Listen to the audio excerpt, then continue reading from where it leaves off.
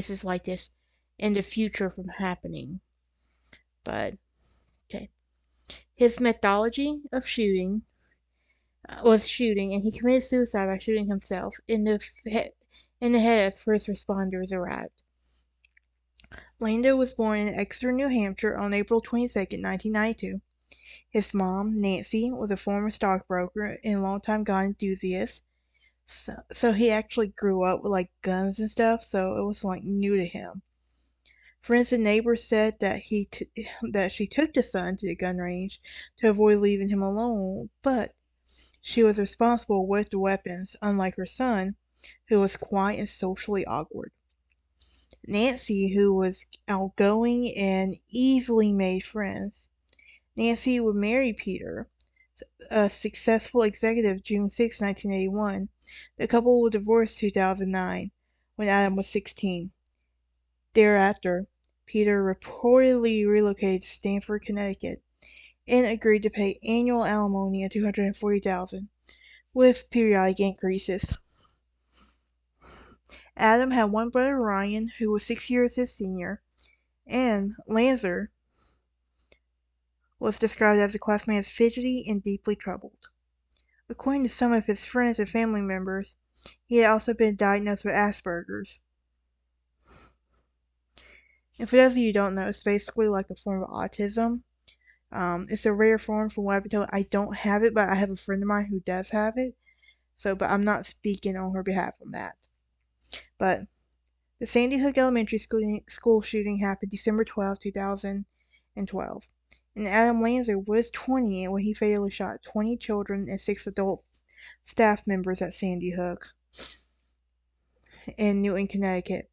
Before he was driving to school, he shot and killed his mom, Nancy, at their Newtown home. He would then commit suicide by shooting himself in the head when first responders started to arrive. The incident of the deadliest mass shooting by a single person in American history actually happened after the 2007 Virginia Tech massacre. It was the second deadliest mass school shooting in America, elementary schools, after the 1927 Bath school bombings in Michigan. However, it is the deadliest school shooting in the public school in the United States. This shooting prompted a renewed debate on gun control in the U.S. and a proposal for new legislation banning for the sale and manufacture of certain types of semi-automatics, firearms, and magazines with more than 10 rounds of ammunition. I'm going to go off topic for a minute. I'm in a generation where all I hear about is school shootings. The first one I know, I think we all know, is Columbine. And I was a kid when that one happened. And here's the thing, it is reported that Gen Z had more school shootings reported than any other generation. Like, that's just sad on that part, really and truly, if you stop and think about it. But, back to the video. As of November 30th, 2012, Sandy Hook Elementary School and 456 children enrolled in kindergarten through 4th grade. According to authorities, the school security patrol had recently been upgraded, requiring visitors to individually emitted visual identifications of video monitor. The doors to the school were locked at 9:30 each day after the morning arrivals. Newtown is located in Fairfield County suburbs of New York City. Violent crimes have been rare in the town of 28,000. There have been 1 homicide in the town in 10 years prior to the school shooting. So, sometime between 9:30 Eastern Time, December 14, 2012, Adam Lanza shot his mom, Nancy. She was 52, with a .22 Moreland rifle at their Newtown home. Investigators later found her body clad in pajamas in her bed with 4 gunshot wounds in her head. He then drove his mom's car to Sandy Hook Elementary, and at 9:35, using his mom's Bushmaster XM15 rifle, She shot he shot his way through the school looking glass. Front of the school, he was wearing black clothes and a mask. Police denied reports that he had been wearing body armor, and saying that it was a fishing type vest, a jacket with lots of pockets, and it was not a bulletproof vest. Present some of those present heard initial shots on the school's intercom, and which ones had been used for the morning announcements. Principal Don Hotspring and the school psychiatrist Mary Sharlock were meeting with the faculty members when they heard gunshots. So the principal, many faculty members immediately left the room, rushed to the source of the sounds, and confronted Lanza.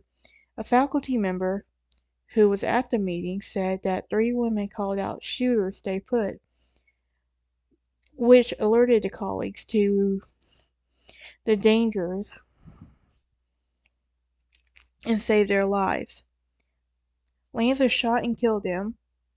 She killed both the principal and the school psychiatrist, and he ran back to the meeting room and pressed her body against the door, keeping it closed. He would go on to shoot Hammond through the door in her leg and arm, and she was later treated at Danbury Hospital. Hot Springs may also have been turned into school intercom to alert in the building that it may have been left to morning announcements. A 9-year-old boy said he heard a school shooter say, "Put your hands up," and someone else say, "Don't shoot," people yelling and many gunshots, intercoms in the class. And the teachers took refuge in the closet in the gymnasium.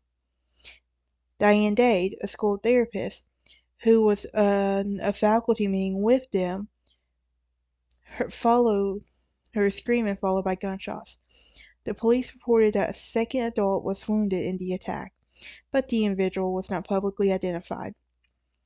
Later reports indicated that the school's second wounded teacher was closing the door further down the hallway when she was hit in the foot with the ricochet bullet.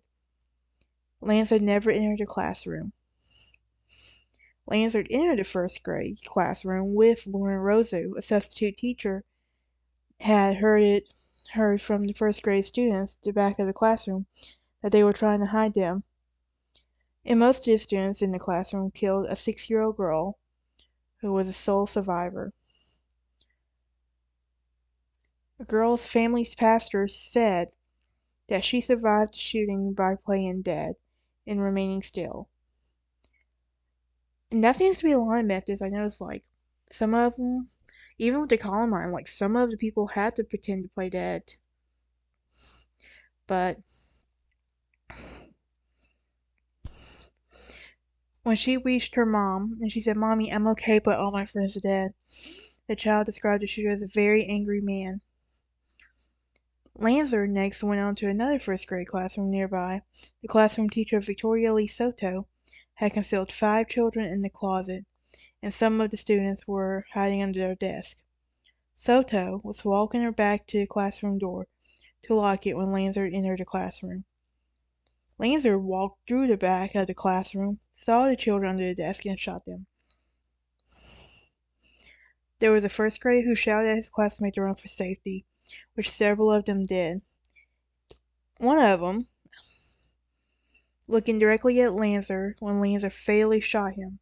6 of the children who ran out of the classroom escaped, perhaps when Lanza's rifle jammed and he aired a reloading hit. Some reports say that Lanza entered the classroom. Soto reportedly told him that the children were in the auditorium. When several of the children came out of their hiding places and tried to run for safety, he fatally shot them as well. So Soto put herself between her and her students and the school shooter, who fatally shot her. 6 surviving children from her class in the school bus driver took refuge at a nearby home. Police found 5 children who had been hidden in the closet unharmed when they entered the classroom. 11 children from Soto's class survived. Another teacher's aide. Like I said, I'm not going to go and give the names of them because a lot of these families have grieved, and we're just gonna go. It's just easier not to say a name so we don't have to keep. But yeah, a teacher's aide who worked for the special needs students shielded a 6-year-old with her body trying to protect him from the bullets and killed them both. The teacher's aide, who had been employed about a week at the school when a special needs student also died trying to protect the students. The school nurse hid in her desk, and she was later described seeing the door open, Lanza's boots and legs in her desk approximately 20 feet away. He remained standing for a few seconds before turning around and leaving. She and the school secretary called 911 and hid a first aid supply closet for up to 4 hours. The custodian ran through the hallways, alerting classroom. The first grade teacher was age 29, hid 14 students in the bathroom and barricaded the door, telling them to be completely quiet and to remain safe. And she is believed to have bypassed her class. And it is believed that he bypassed her classroom because, following a lockdown drill weeks earlier, she failed to remove a piece of black construction paper covering her small window of the classroom. And this may be believed that her classroom was empty because the door was closed and the windows were covered. So the school library staff first hit 18 children in part of the library of the school who used the lockdown to practice drills. Discovering that one of the doors were not locked, they had the children crawl into a storage room where they checked barricades to the door with a filing cabinet. The music teacher barricaded her 4th grade students in a tiny supply closet during the rampage. Lanza arrived a few moments later, pounding and yelling, "Let me in," and the students and her class were completely quiet inside. The 2 third graders, chosen as the classroom helpers, were walking down the hallway to the office to deliver some attendance sheets as the shootings began. A teacher pulled them both into the classroom where they hid. Another teacher gathered two students from outside the classroom and hid them after they heard gunshots. Fernstein called the school office, tried to call 911, but they could not connect because of a lack of reception in the cell phone. She hid the children for approximately 40 minutes before the law enforcement came to lead them out of the class. Lanza stopped shooting between 9:16 and 9:49 after firing about 154 rounds with the rifle. After realizing he had been spotted by a pair of police officers who had entered the building, he fled from their sight, fatally shot himself in the head with a Glock 10mm handgun, and so does class. Authorities then determined that Lanza reloaded frequently during the shootings, sometimes firing only 15 rounds from a 13-round magazine. He also shot his victims multiple times. At least one victim was a 6-year-old who was shot 11 times. Many of the shootings took place in the 1st grade. Classrooms near the entrance of the school where he killed 14 in one room and 6 in the other.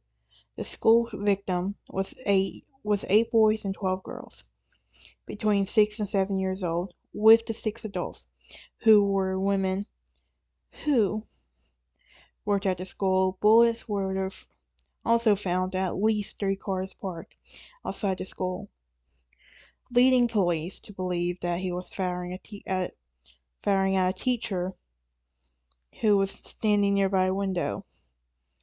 So, the first response. Newtown Police Dispatch first requested officers at scene 935 on Connecticut State Police. Received the first call at 9:41. With Newtown Police quickly mobilized localized search dogs, Police Tactical Bomb Squad, and State Police helicopter. Police then locked down the school and began evacuating the survivors from each room, escorting each of the class members and students away from the school. They swept for the additional shooters at least 4 times. No shots were fired by authorities, according to the transcript police radio traffic. Lanza would commit suicide within 15 minutes of the first 911 call he received. At 10 o'clock, Danbury Hospital scrambled extra medical personnel in expectation having treated numerous victims. 3 wounded patients were evacuated to the hospital, where 2 children were later declared dead. The other one was an unidentified adult. The New York City Medical Examiner dispatched a portable morgue to assist authorities. The victims' bodies were moved from the school and formally identified during the night of the shooting. A state trooper was assigned to each victim's family to protect their privacy and provide them with information. So what about the investigation? Well, on site, the investigators are believed to have found a suicide note and many messages referring to the planning of the attack. Janet Robinson, superintendent of Newtown Schools, says she had not found any connection between Lanza's mother and the school, in contrast to initial reports. Police also investigated whether Lanza was the person who had been in an altercation with 4 staff members at Sandy Hook School the day before. It is presumed that he killed 2 of the 4 members involved in the altercation and wounded the 3rd in the attack. The 4th staff member was not at school that day. That saved her life. The state police stated that they did not know any reports about the altercation. So police sources initially reported that his siblings Ryan asked the perpetrator, and this was likely because the perpetrator was carrying his brother's identification. Ryan told the New Jersey Journal that he voluntarily admitted to question by New Jersey police, Connecticut State Police, and FBI. The police said he was not considered a suspect and he was not taken into custody. Ryan said that he had not been in touch with his brother since 2010. State police indicated they were concerned about this misinformation being posted on media sites. A large quantity of unused ammunition was recovered from the school shooting, with 3 semi-automatic firearms, with Lanza, a .233 caliber Buckmaster XM15 E2S rifle, a 10mm Glock handgun, and a 9mm SIG-6 Sewer P226 handgun. Outside the school, an Ishma Sigma 12 combat shotgun was found in the car that Lanza had driven. Shortly after the shooting, police announced that Lanza used the rifle to kill the victims of the school. At a press conference December 15th, Dr. H. Wayne Carver, who was the chief medical examiner of Connecticut, was also asked about the wounds. All the ones I know at this point were caused by a lone weapon. Which asked the children, who suffered before dying.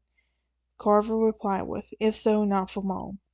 Under Connecticut law at the time, the 20-year-old Lanza was old enough to carry a long gun, such as a rifle or handgun, but too young to own any handguns. So, March 28, 2013, court documents released from the investigation showed that the school shooting had occurred in the space of less than 5 months with 155 shots fired. This comprised 154 shots from the rifle and 1 shot with a 10mm pistol used by Lanza to kill himself.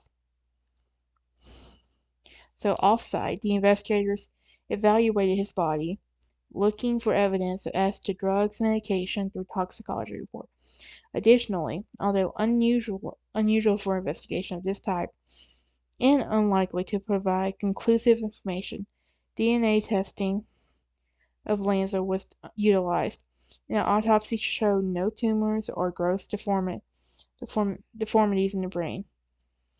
Lanza removed a hard drive from his computer and damaged it prior to his shooting, creating a challenge for investigation to recover data. Police believe that Lanza extensively researched earlier mass shootings, including the 2011 Norway attacks, the 2006 Amish school shooting, the one-room classroom in Nichols Mines, Pennsylvania. My nose itches. Anyway, details of the investigation were reported by law enforcement officials at a meeting at the International Association of Police Chiefs and Coronels held that week of March 11, 2013. In that report, we'll provide details on an anonymous law enforcement veteran who had attended, and he would say that he felt that Lanza was created by a 7x4 foot size spreadsheet listing around 500 mass murderers. This was found too. On March 18, 2013, the Lieutenant Paul Vance of the Connecticut State Police responded to this information from the victims from the meeting and no law enforcement sensitive information, and considered the release to be a leak. He also stated that the investigation is ongoing and that the police will not speak directly to the public. So, the documents mentioned beforehand on March 28th also provided details on Adams at Lanza's home, including samurai swords, a newspaper article about the Northern Illinois shooting, a National Rifle Certificate. NRA denied that Lanza or Nancy were members, and reporters noted that the NRA cite training certificates completion templates for courses through NRA affiliated instructors. There was also a gun safe found in a bedroom, and investigators found more than 1,400 rounds of ammunition at the firearms. At home, he had access to 3 or more firearms.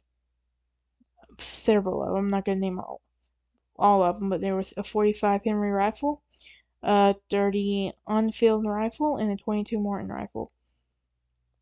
They were legally owned by his mom, who was, like I said earlier, she was a gun enthusiast. It was also in the documents that contained an affidavit saying that Lanza spent significant amounts of time playing the video game Call of Duty. So, the perpetrator.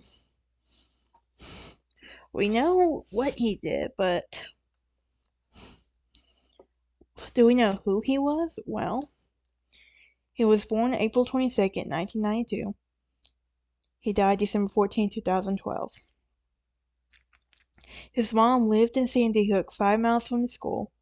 He did not have a criminal record. He attended Sandy Hook Elementary for a brief time. Afterward, he attended St. Rose Lima Catholic School in Newton, and then Newton High School, where he was an honor student. He was also homeschooled by his mom, earned a GED, and his aunt and his mom